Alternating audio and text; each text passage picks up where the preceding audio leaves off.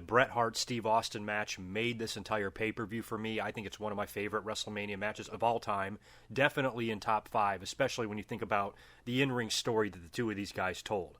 Lots of controversy wrapped up in the match, too, because if you guys remember, this was when Shawn Michaels had lost his smile back in 1997. He forfeited the title about a month before the pay-per-view because the word was he didn't want to drop the belt to Bret Hart. Now, we just talked about what happened at WrestleMania 12 in that main event match. They were kind of building all year for these guys to face each other again in a rematch at WrestleMania 13 where Bret Hart goes over, and they would probably then continue their feud until Survivor Series where Shawn would go over again. I think that was the original long-term plan.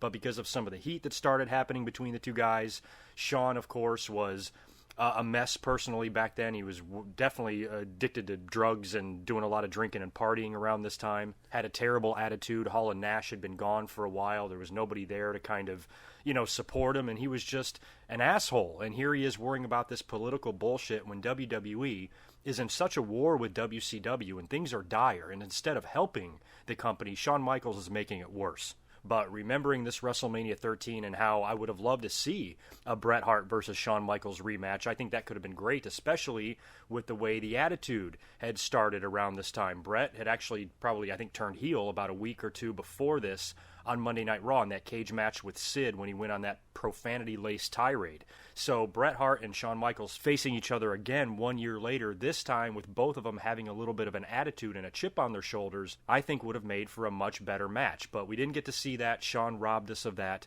went home with some bullshit knee injury, and just washed out of WrestleMania 13, leaving Bret to face Stone Cold Steve Austin, a guy who he began a feud with at Survivor Series the year prior. These two guys worked great together and had an awesome rivalry. And in a weird way, I'm glad that Shawn did what he did because this match was so fucking amazing.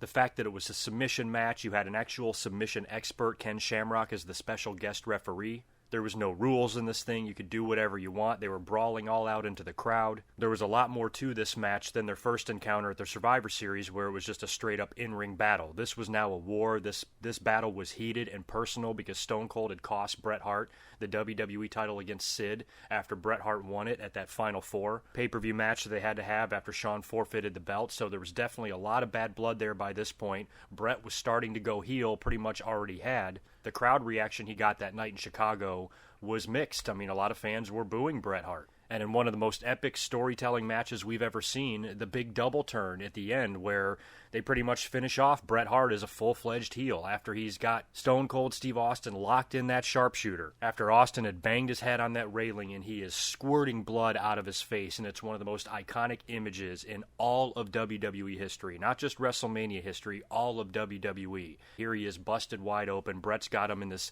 devastating submission hold, and he flat out will not give up. He doesn't care if his head fucking falls off. He's not giving up. And he passed out in a pool of his own blood, and Bret Hart, who's won so many matches with that move and had so many guys tapping out, Austin would not do it.